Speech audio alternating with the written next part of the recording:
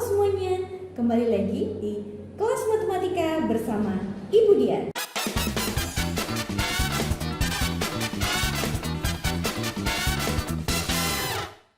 Pada pertemuan kali ini, kita akan membahas materi komposisi fungsi, yang mana materi ini dipelajari pada fase F, yaitu kelas 11 semester 1. Tujuan pembelajaran pada pertemuan kita kali ini adalah peserta didik dapat menjelaskan syarat dan aturan dari komposisi fungsi serta membuat komposisi yang terdiri dari dua fungsi. Apa itu komposisi fungsi?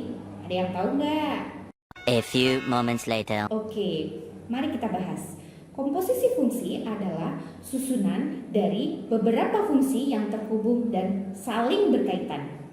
Untuk lebih jelasnya, mari kita perhatikan ilustrasi berikut ini. Tapi tunggu sebentar. Ibu mau mengecil dulu ya ke sebelah kanan sini. Ada mesin satu, yaitu mesin penggiling padi. Kemudian ada mesin dua, yaitu rice cooker. Nah, kedua mesin ini akan bekerja. Yang pertama, mesin satu akan menggiling padi menjadi beras. Setelah itu beras diolah melalui mesin dua, yaitu melalui rice cooker, menjadi nasi. Ya.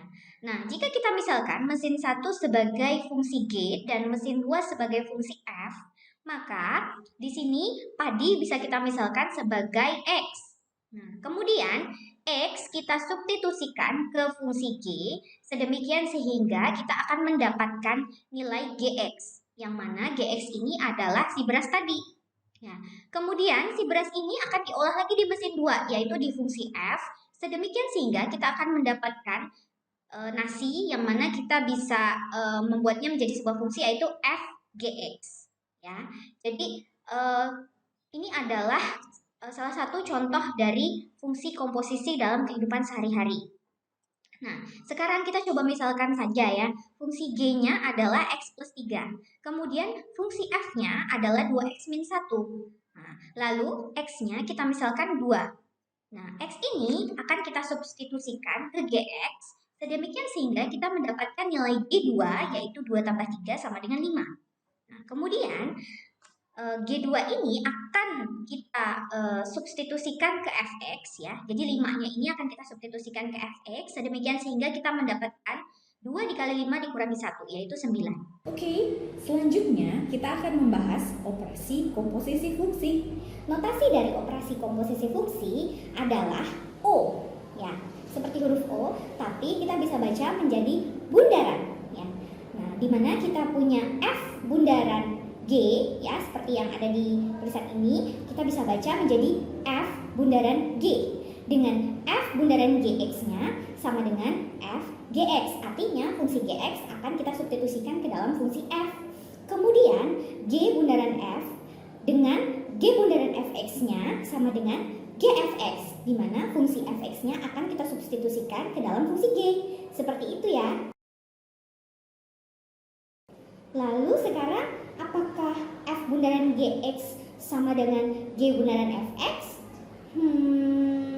Ini dia jawabannya. 2000 years later. Ilustrasi berikutnya yaitu di sini saya punya Indomie yang kita bisa misalkan sebagai fungsi Fx, kemudian ada sebuah telur yang bisa kita misalkan sebagai fungsi Gx, kemudian Indomie tadi mau kita masukkan ke dalam telur. Nah, maka jadilah omelet ya. Nah, dari ilustrasi ini maka kita akan mendapatkan G bundaran Fx sama dengan GFX. Kemudian untuk yang kedua, di sini saya punya sebuah telur yang saya ilustrasikan sebagai GX, kemudian Indomie kita misalkan sebagai Fx.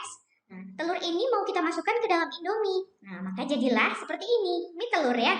Nah, mie telur ini dianalogikan sebagai F bundaran GX, yaitu sama dengan FGX. Jadi kesimpulannya, F bundaran GX dengan G bundaran Fx itu bukan hal yang sama ya. Jadi pasti akan menghasilkan hal yang berbeda. Seperti itu ya. Untuk lebih jelasnya, mari kita lihat di contoh 1. Diketahui Fx sama dengan X plus 3. Kemudian Gx sama dengan 2X min 1. Tentukan F bundaran Gx dan G bundaran Fx. Mari kita coba menentukan yang pertama dulu ya. F bundaran Gx itu adalah f gx. Artinya di sini kita akan mensubstitusikan fungsi gx ke fungsi f, ya.